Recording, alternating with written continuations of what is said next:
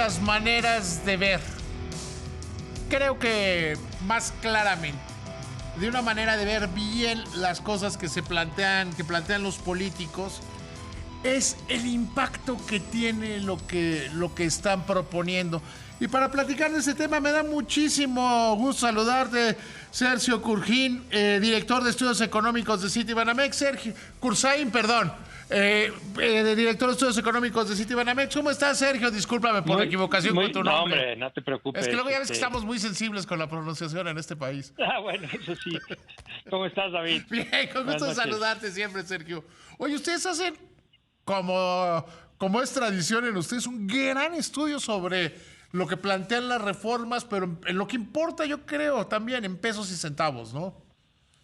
Sí, sin duda en pesos y centavos, aunque la verdad es que también quisimos subrayar el hecho de que en sí misma es una mala idea tratar de que los trabajadores se vayan con 100% de su último salario como una renta vitalicia.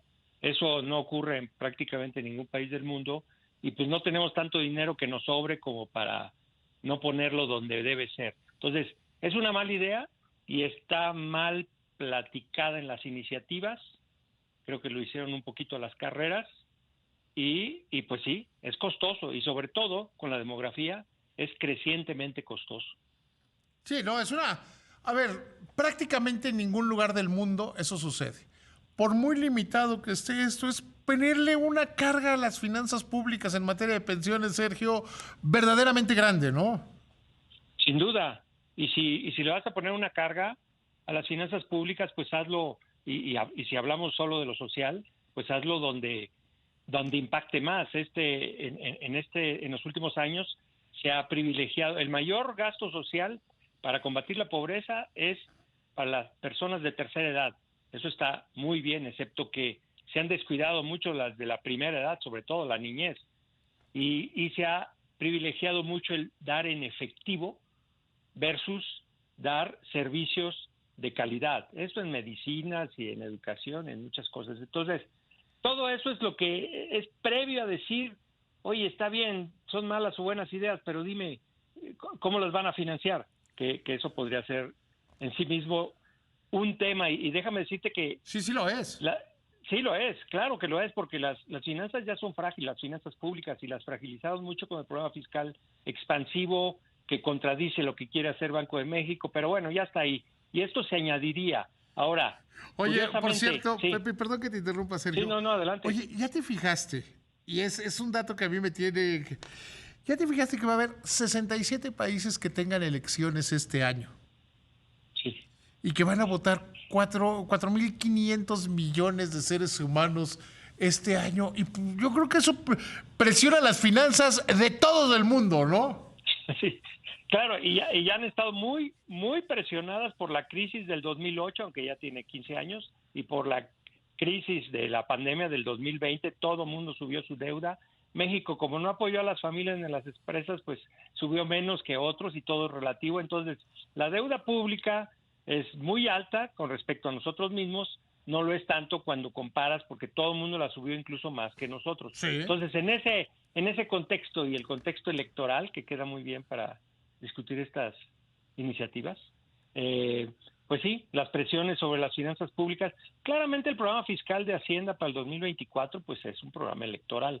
Digo, creo que ahí no hay mucho de dónde discutir. Sí, El mayor déficit en 30 años. Ahora, esto solo se añade. Ahora, déjame decirte que como ya no busquen la iniciativa, si uno la lee con cuidado, aunque obviamente falta todas las leyes secundarias, pensando que potencialmente o eventualmente se aprobara, si uno observa cómo la quieren financiar, pues hay un tema de diseño, el ABC del diseño. No puedes financiar un gasto que es cada año con un ingreso de una sola vez, que es un solo año. Uh-huh. Ese es el famoso fondo de solidaridad. No se puede. No. Ese es porque el dinero de un año se te acaba, el que es dinero de una sola vez se te acaba y no puede... Déjame simplificarlo muchísimo, si te parece bien. Sí, claro. Recibes un bono en tu trabajo. Ándale. No puedes decir, con eso voy a pagar las mensualidades del coche. Exacto. O te compras el coche con ese dinero, o lo usas para otra cosa, porque las mensualidades son... vamos a suponer que sea un carro a 24 meses, van a ser 24 meses y nomás tienes dinero una sola vez. Y aquí son 50 años cuando menos. Sí. Pero déjame decirte otra cosa que me resultó más extraordinaria que esta, que es, hay toda una discusión de cómo van a financiar con este fondo de capital de solidaridad las pensiones, ya lo comentamos, pero hacen un esfuerzo. En el caso del otro gran programa, otra gran iniciativa de costo fiscal, que es de la que se habla menos, que es establecer un salario mínimo para buena parte de los empleados públicos, que yo calculo porque dijeron que son los maestros, Maestros, las policías, Fuerzas Armadas, sí. policías, sí, y los enfermeros y enfermeras del ISSSTE y del IMSS. Calculo que son 2,5 millones de personas, de las cuales van a requerir ayuda 1,5 millones en mis cálculos. Claro que no hay mucha información, pero son más ilustrativos mis cálculos. Entonces, 1,5 millones. Y no dicen de dónde van a sacar el dinero. Yo lo calculo el primer año, puede ser 150,000 millones de pesos.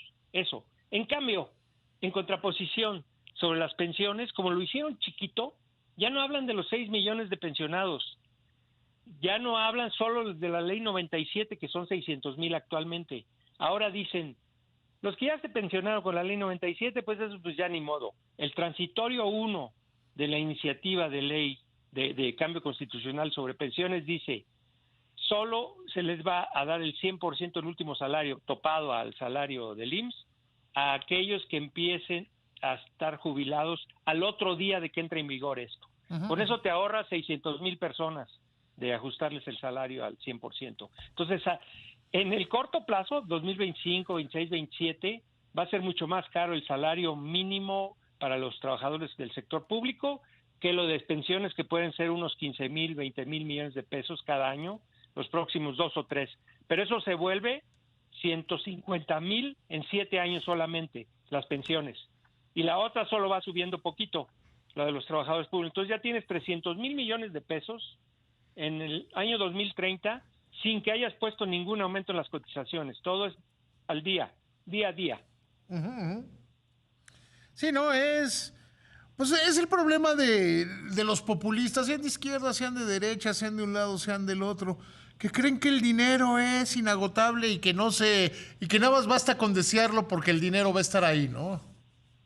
Ese es un problema importante en general y más importante porque la disciplina fiscal que nos convenció el gobierno actual con sangre por la forma en que actuó durante la pandemia, con mucha disciplina, tal vez excesiva para el periodo de la pandemia, pero que la parte positiva fue todas las agencias calificadoras, los analistas, dijimos, sí es muy disciplinado este gobierno, pues lo echó en parte por la borda en el 2024 con un programa electoral con el mayor déficit en 30 años y ahora le aumenta esto y no habla de reforma fiscal, no habla de nada. Es curioso. Ese fondo de capital no tiene sentido. O sea, es curioso, Sergio, o malo, por decirlo claramente, que durante la pandemia fuimos quizá el único país del mundo, de los grandes, de los importantes, que no dio apoyos para enfrentarlo. Vemos hoy las cifras del déficit de los Estados Unidos post-pandemia. Muchas se originaron en la época de la pandemia por ese gran incremento en el gasto. Y ahora lo que vemos es que resulta más importante la política que la pandemia. Resulta más importante el proyecto que habernos convertido en el país que menos se ha recuperado de la crisis. Desde el 2018 somos de los países, aunque nos suenan muy bien los pronósticos o en los fallas en los pronósticos, que hay que reconocer que creímos que se iba a crecer menos en el 2023 y en el 2022 se creció más, pero el que hayamos crecido 3.1 en el 2023 no quita que ya con ese dato 3.1 fuimos uno de los países que menos creció entre 2018 y 2023 por la falta de apoyo a las familias y a las empresas, chicas, medianas o grandes, lo que sea, y más, tal vez también muy interesante y que se habla tal vez poco, es que ahora que ya no se necesita el impulso fiscal, ahora se va a dar cuando el Banco de México nos dice todos los días que hay que enfriar la economía. Y el gobierno dice hay que calentar la economía. A ver, mañana vamos a ver Yo que estoy convencido, salvo tu mejor opinión, Sergio, que mañana vamos a enterarnos de que decidieron hoy mantener sin cambio las tasas, pero que el tono del discurso van a recuperar la dureza que habían ido aflojando un poquito, ¿no? Sí. Bueno, déjame decirte que me estás prediciendo que me voy a equivocar en los pronósticos porque estamos pensando que en marzo bajan y para que nosotros mañana podamos confirmar, sí, bajan en marzo, o digamos, nos equivocamos, no van a bajar en marzo, es justo lo que tú dices. Si endurecen su discurso, ya no fue marzo. Tienen que decir que el balance de riesgos para la inflación ha mejorado y tienen que decir que no van a la frase de que no van a mantener o no deben mantener por tiempo prolongado la tasa donde está. Si no quitan una de esas dos, entonces vas a tener razón y nosotros... A ver, es que yo estoy poniendo dos factores ahí, Sergio, que hay que considerar. Punto número 1, que que la inflación de servicios se está manteniendo muy alta, que los precios agrícolas están muy altos y que el estiaje va a ser verdaderamente brutal.